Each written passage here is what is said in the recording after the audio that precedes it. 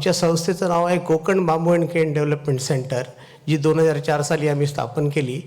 आणि जगातील एनबार नावाची जी आंतरराष्ट्रीय संस्था आहे, जगातील 51 देशाच्या सरकारने एकत्र येऊन बांबूचं रिसर्च आणि प्रमोशन करण्यासाठी ही संस्था बनवलेली आहे. त्यांच्या मदतीने आम्ही आमच्याकडच्या शेतकऱ्यांना बांबूचं प्लांटेशन करण्यासाठी मोटिवेट करायला सुरुवात केलं. त्यांना पटवून दिलं की बाबा बांबू लागवड करायला काय काय करायला लागेल, त्याचे कसे फायदे होतील. आणि अल्टिमेटली आमच्या असं लक्षात आलं की शेतकऱ्यांनी लोकल जात, तिकडे 3 जातीचे बांबू होते, त्यातली माणगा डेंड्रोकॉलमस टॉक्सी ही व्हरायटी शेतकऱ्यांनी ग्रो करायला सुरुवात केली. आणि अशा प्रकारचं लागवड झाल्यानंतर नॅचरली हा बांबू हार्वेस्ट करायला सोपा आहे. त्याला स्वतःचे खालती कमी ब्रांचेस असल्यामुळे आणि साधारणपणे वेगवेगळा तो ग्रो होत असल्यामुळे तर हे अशा प्रकारची बांबूची लागवड केली. आणि मग ही बांबूची लागवड छान सुंदर सरळ बांबू लोकांनी अशा प्रकारचा बांबू ग्रो केला. आणि 4थ्या वर्षी सर्वसाधारणपणे आपण लागवड केल्यानंतर 4थ्या वर्षापासून अशा प्रकारचा बांबू आपल्याला हार्वेस्ट करायला, कापायला तयार होतो. आणि मग हा बांबू ज्यावेळी शेतकऱ्यांनी हार्वेस्ट केला, हा बांबू सर्वसाधारणपणे सरळ आणि चांगला दिसणारा होता. तर आम्ही शेतकरी ते आम्हाला म्हणाले की तुम्ही आम्हाला सांगितलं बांबूची लागवड करायला, आता तुम्ही हा बांबू विकत घ्या आमच्याकडनं. तर आम्ही हे समजून घेण्याचा प्रयत्न केला की शेतकऱ्याच्या अपेक्षा किती आहेत. तर शेतकऱ्यांनी अगदी सोप्या भाषेत आम्हाला सांगितलं की आमच्याकडे हापूस, आंबा आणि काजूमध्ये आम्हाला एकरामध्ये एवढे पैसे मिळतात. आजच्या दराने सांगायचं झालं तर 1 लाख रुपये दरवर्षी आम्हाला एका एकरात उत्पन्न मिळालं पाहिजे. ते जर मिळणार असेल तरच ही बांबूची लागवड करण्यात अर्थ आहे. तुमचा ऑक्सिजन जास्त देतो म्हणून काय आम्ही बांबूची लागवड करणार नाही. आम्ही आमच्याकडच्या व्यापाऱ्यांकडनं समजून घेतलं की बांबू कशासाठी वापरला जातो. तर ते म्हणाले की बांबू तर आम्ही ॲग्रिकल्चर स्टेक, मंडप, झोपडी किंवा स्कॅफोल्डिंग ह्याच्यासाठी वापरतो. आता तुमचा सुंदर दिसणारा, सरळ दिसणारा बांबू ह्याच्यासाठी स्कॅफोल्डिंगवाला तर जास्त पैसे देणार नाही.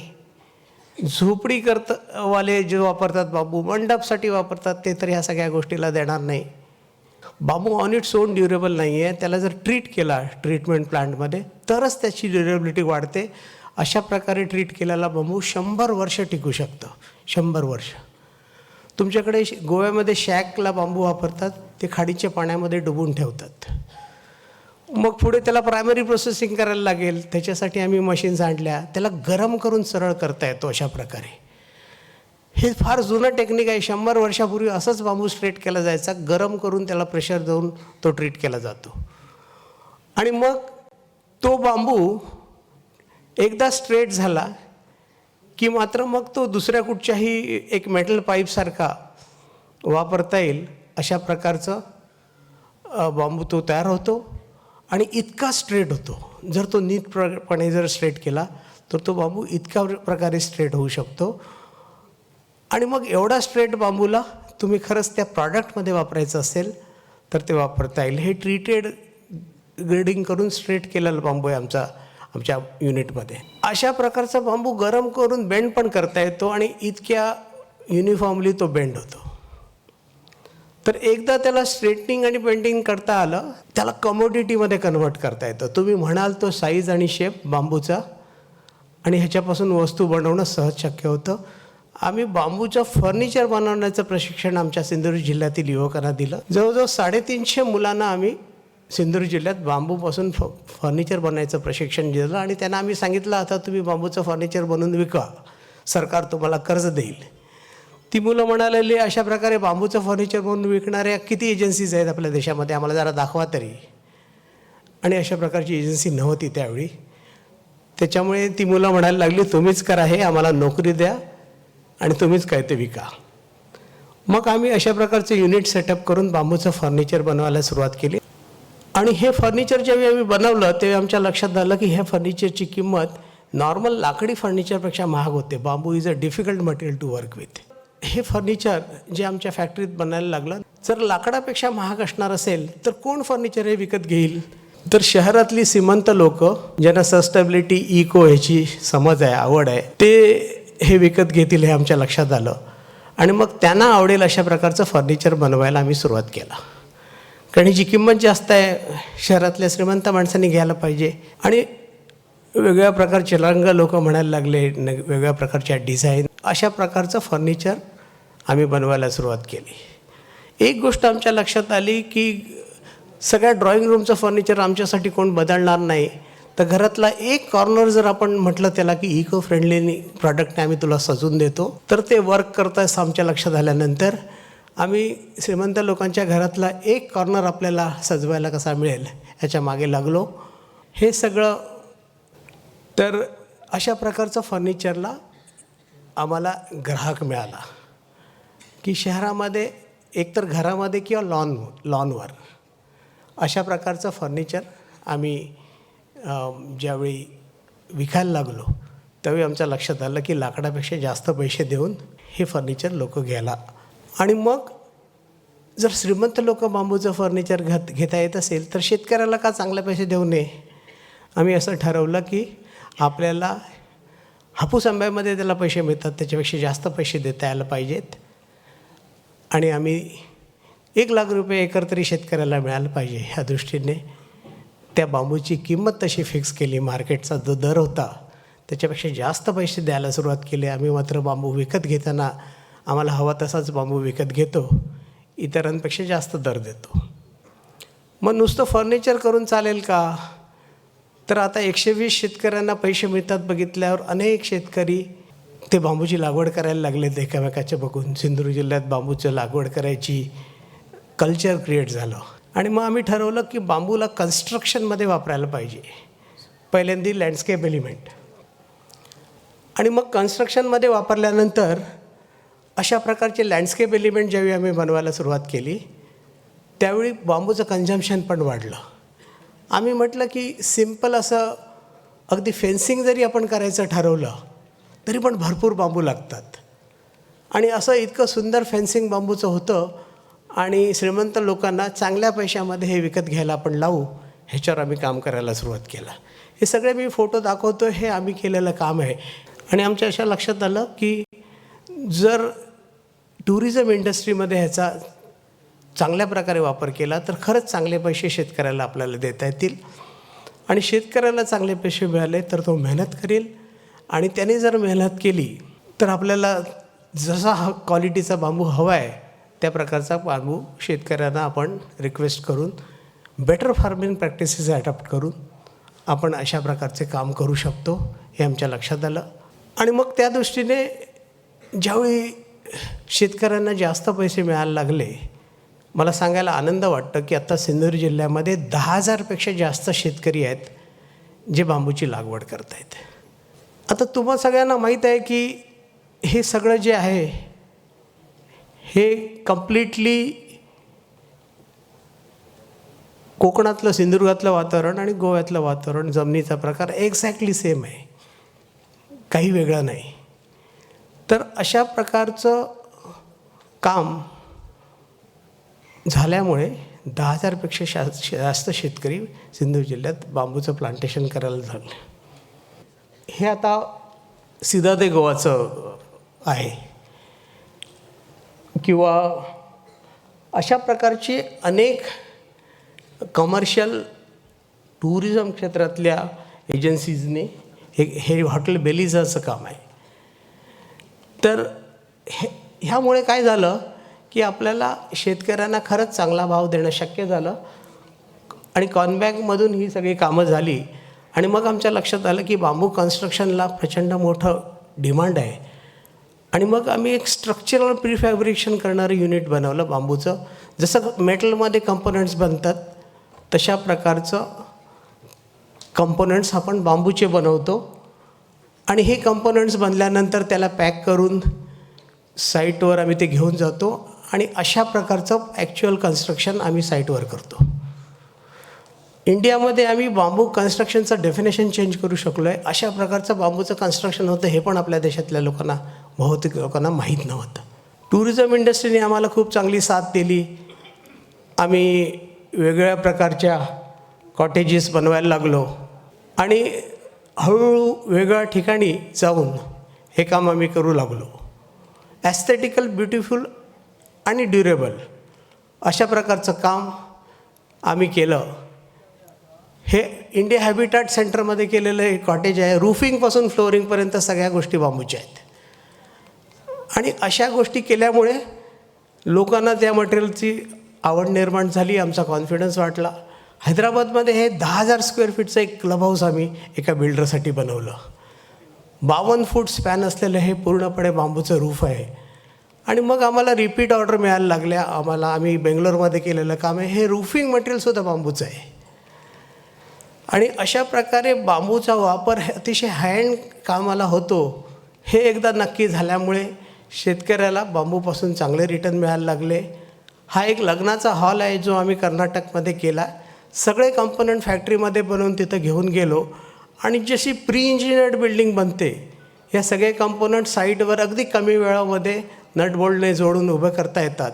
आणि अशा प्रकारचं काम आम्ही करून दाखवलं. हे सारं टेक्निक सिंधुदुर्ग जिल्ह्यातल्या आर्टिझन्सनी, गरीब कारागिरांनी क्रिएट केलेलं आहे. महाराष्ट्र शासनाने आम्हाला एक मोठी संधी दिली. 1,00,000 स्क्वेअर फीटचं हे कन्स्ट्रक्शन फॉरेस्ट डिपार्टमेंटचं रिसर्च इन्स्टिट्यूट आम्ही बांधलं. रूफिंगपासून फ्लोअरिंगपर्यंत प्रत्येक गोष्ट इथं बांबूची आहे.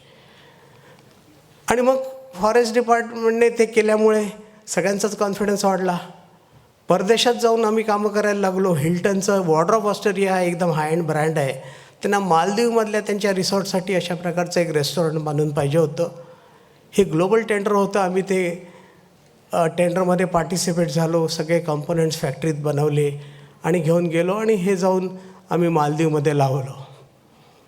मला सांगायला आनंद वाटतो, ज्या हॉटेलमध्ये एक रूममध्ये एक रात्री राहायला 10 लाख रुपये घेतले जातात, त्याचं काम सिंधुदुर्ग जिल्ह्यातील कमी शिक्षित आर्टिझननी करून दाखवलं. हा त्याचा ॲक्च्युअल फोटो आहे त्या कामाचा. आणि ह्या कामाला CNN UKने जगातल्या टॉप 16 बेस्ट वॉटरफ्रंट रेस्टॉरंटचा दर्जा दिला. आणि द फोर्ब्स जगातली नंबर 1 रेटिंग एजन्सी आहे, त्यांनी सुद्धा ह्याला रेट केलं. आणि मग त्याच्यानंतर आम्हाला अनेक कामं परदेशात मिळायला लागली. सिंधुदुर्गातला बांबू आणि सिंधुदुर्गातला कारागीर घेऊन आम्ही त्या देशात जाऊन ही कामं केली. आणि चायनालासुद्धा आपण बीट करू शकतो तिथं जाऊन परदेशात.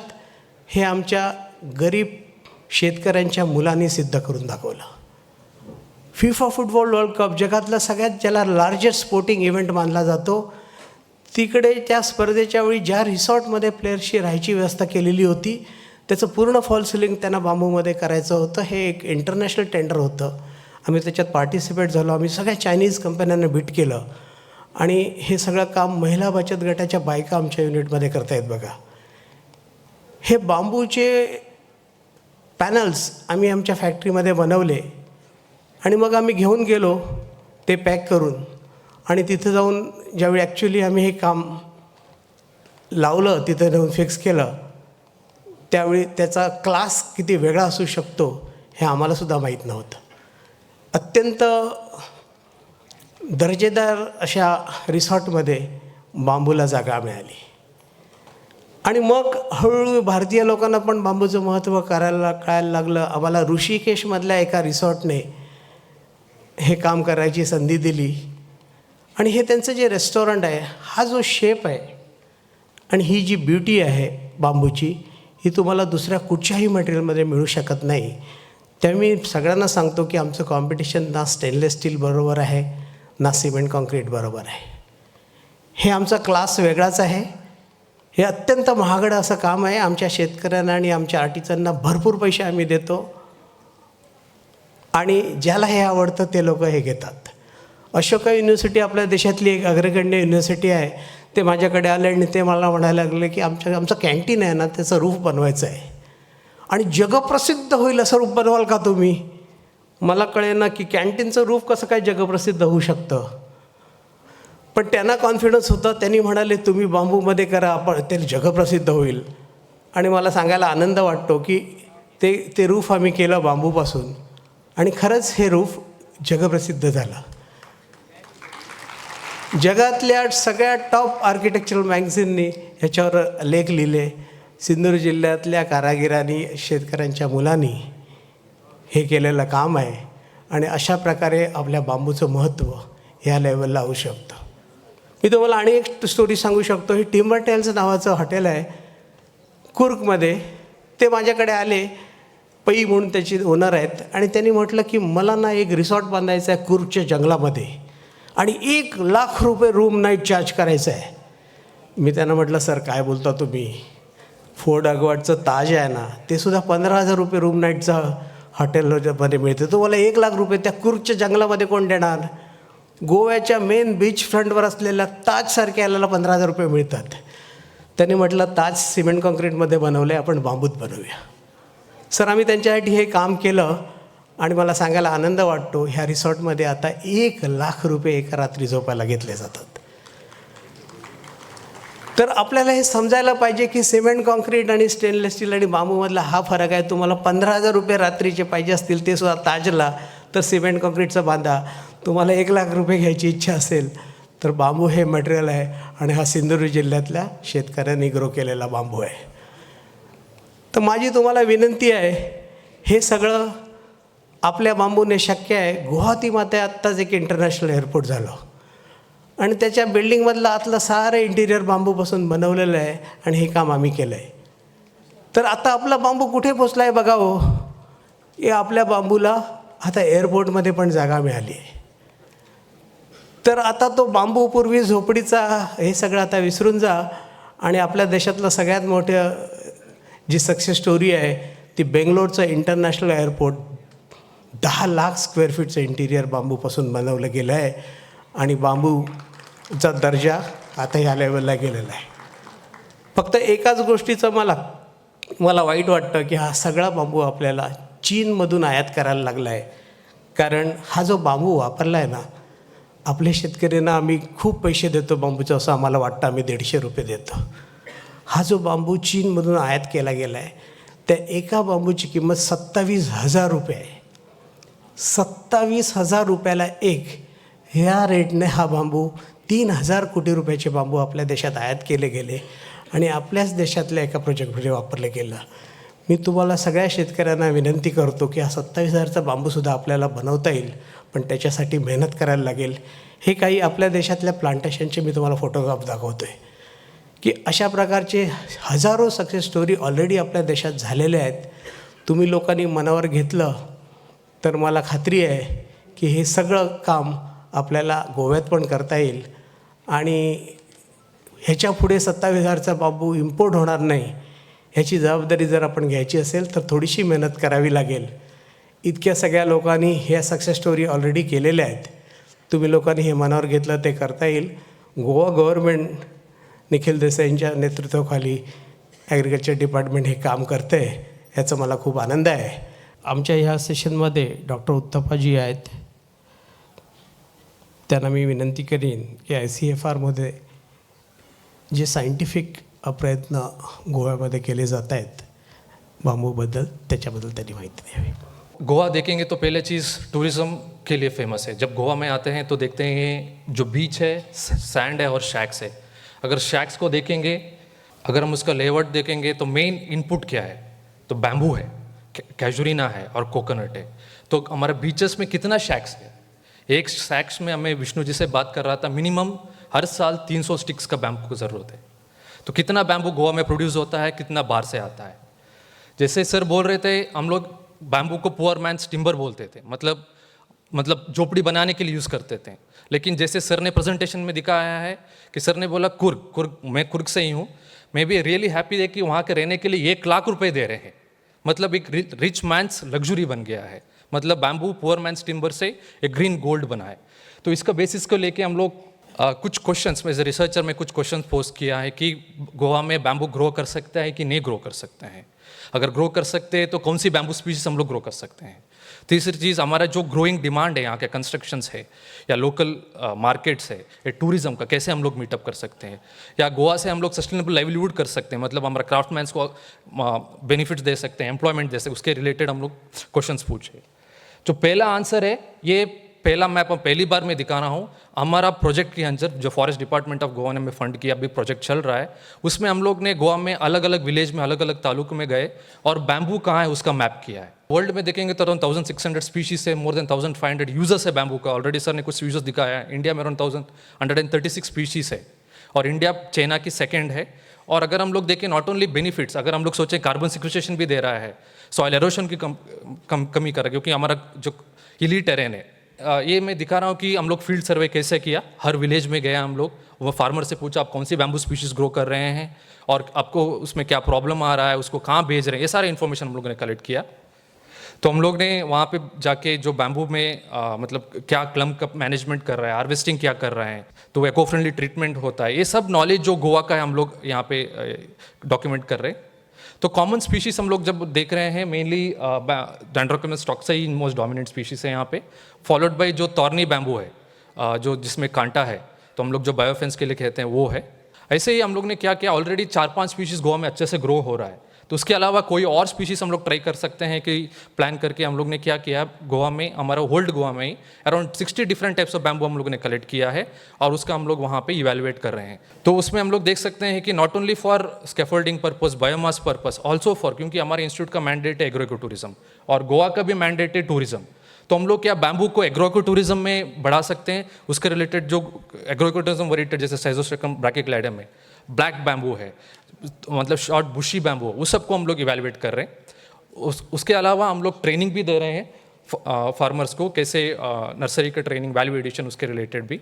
तो अगर बैम्बू के यूजर्स देखें, बेसिकली यहाँ पे एग्रीकल्चर के लिए यूज़ होता है, मेनली स्टेकिंग के लिए, जब भी वेजिटेबल ग्रो कर रहे हैं, रिच कार्ड ग्रो करने के लिए, कुकुम्बर के लिए, कंस्ट्रक्शन पर्पस के लिए जो फेंसेस है, लैडर्स है, टेम्प्रोरी स्ट्रक्चर्स है, जितना भी फेस्टिवल्स है उसमें हम लोग यूज़ करते हैं। अगर हम लोग कल्चरल सिग्निफिकेंस भी देखें तो गोवन फेस्टिवल्स में भी अगर हम लोग देखेंगे, जो दिवाली के टाइम में जो आकाश कंदील्स बनते हैं उसमें भी जो लेआउट है, जो बैकग्राउंड, वो भी बैम्बू से बनते हैं, नरकासुर भी बनते हैं। लेकिन प्रॉब्लम क्या है, जब इस बार हम लोग मार्केट सर्वे में गए, जो बैम्बू का जो हमें आकाश कंदील नहीं मिल रहा है, बिकॉज चीप सब्स्टिट्यूट आ गया हमारे पास, जैसे प्लास्टिक का आ गया। तो प्लास्टिक से क्या है, हमारा एनवायरनमेंट भी खराब हो रहा है। लेकिन बैम्बू में अगर हम लोग इंटरेस्टेड है बाई करने के, लेकिन हमारे पास इनफ नहीं है। गोवा में I think world level competition भी होता है आकाश कंदील का, तो एको फ्रेंडली मटेरियल से भी करते हैं। अगर धीरे धीरे अगर हम प्लास्टिक में माइग्रेट हो जाए तो हमारा जो प्रथा है, ट्रेडिशन, वो सब हम लोग मिस करेंगे। जैसे हमारा क्रिसमस है, क्रिसमस फेस्टिवल में जो स्टार्स है वो भी हम लोग जो लेआउट को देखें वो भी बेली बैम्बू से बनता है। ये जो गोवा जो फेस्टिवल्स भी होता है उसमें भी एको फ्रेंडली डेकोरेशंस करते हैं। अगर कुछ जैसे फार्मर से बात कर रहे हैं तो पूछ रहे हैं क्या क्या प्रॉब्लम्स है उनको, क्योंकि प्रॉब्लम्स को भी हमें एड्रेस करने की ज़रूरत है। पहली चीज़ वो प्राइस इंस्टेबिलिटी के बारे में बात कर रहे हैं कि उनको प्रेडिक्टेबल प्राइस नहीं मिल रहा है, कभी ज़्यादा मिल रहा है। जो नॉलेज है, जो साइंटिफिक्स और जो तो बैम्बू ग्रो करने का, मतलब कौन सी अच्छा कलम है, कलम को मैनेज करना है, उसका नॉलेज भी थोड़ा कम है। मार्केट पूरा अनऑर्गेनाइज्ड है, मतलब बायर से और सेलर से कोई लिंकेज नहीं है। क्राफ्टमैन्स को बैम्बू चाहिए, वो नहीं मिल रहा है। थोड़ा बहुत वाइल्ड लाइफ का भी डैमेज है, क्योंकि यहाँ गोवा में नेशनल बैम्बू मिशन नहीं है, उसके वजह से जो भी बेनिफिट्स है, सब्सिडीज, ये फार्मर्स को नहीं मिल रहा है। जो इंटर क्रॉपिंग का भी थोड़ा लिमिटेशंस है। और दूसरी चीज़ है कि हम लोग क्राफ्टमैन से भी बात किया, तो क्राफ्टमैन्स का कहना है कि अगर पेपर में भी आया है कि जो क्राफ्टमैन है, गोवन क्राफ्टमैनशिप, वो डिक्लाइन होते जा रहा है, क्योंकि जो नया जनरेशन है वो अलग अलग एम्प्लॉयमेंट देख रहे हैं। तो उनसे भी मिला, हम उनसे भी बात किया, उनका क्या प्रॉब्लम है। तो उनका क्या प्रॉब्लम है कि वो कह रहे हैं कि उनको इनफ रॉ मटेरियल नहीं मिल रहा है क्राफ्ट्स करने के लिए। लेकिन एक चीज़ बोल रहे हैं, बैम्बू ग्रोअर बोल रहे हैं उनको बैम्बू बाई करने के लिए बायर्स नहीं है।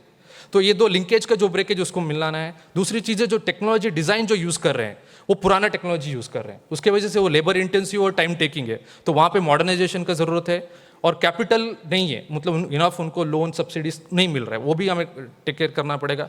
मार्केट कंस्ट्रेंट मतलब वीक चेन है, वैल्यू चेन ठीक से एस्टेब्लिश नहीं है। अगर गोवा के देखेंगे, गोवा का ऑप्टिमम बैम्बू को ग्रोइंग कंडीशन, तो temperature, rainfall, soil depth, soil drainage, texture, slope, soil pH, elevation, ये सब कुछ देखेंगे।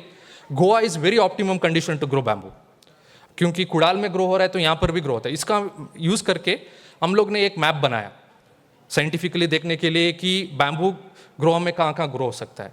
अराउंड 50% एरिया में is highly suitable for bamboo cultivation. और अगर हम लोग आउटसाइड फॉरेस्ट एरिया में बात करें तो अराउंड 35,000 हेक्टर एरिया जो है सूटेबल फॉर बैम्बू कल्टिवेशन है। तो बैम्बू ग्रो हो सकता है, तो हमें इसका यूज़ करना चाहिए। ये अलग अलग तालुका से, जैसे बारदे, सालसेत और पेरनेम और Bicholim, they are more suitable for bamboo cultivation.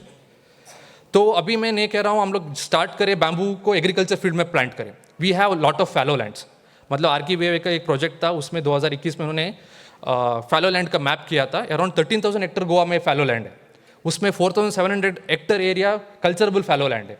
Use land में अगर हम लोग बैम्बू ग्रो करना शुरू करें as a bamboo as a edge या बैम्बू विथ कैशू, ये भी हम लोग ट्राई कर सकते हैं। ये सब प्रॉब्लम के साथ मैं ये कहना चाहता हूँ कि अगर गोवा में बैम्बू सक्सेसफुल होना है तो हमें 6 तरह से इंटरवेंशंस लेना पड़ेगा।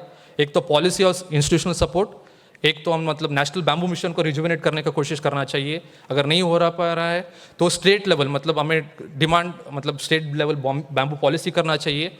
फंडिंग चाहिए हमें, क्योंकि we have to establish processing unit है, CFC है, वो के लिए फंडिंग चाहिए। तो एग्रीकल्चर डिपार्टमेंट या फॉरेस्ट डिपार्टमेंट से फंडिंग चाहिए। Scientific cultivation basically elite planting material है, और मतलब स्टॉक्सा ही सबसे अच्छे, जैसे मणगा बैम्बू को, जैसे राणे सर है दापोली में, उन्हें अच्छा मणगा बैम्बू को सिलेक्शन किया, उसका प्लांटिंग मटेरियल में बढ़ाना चाहिए।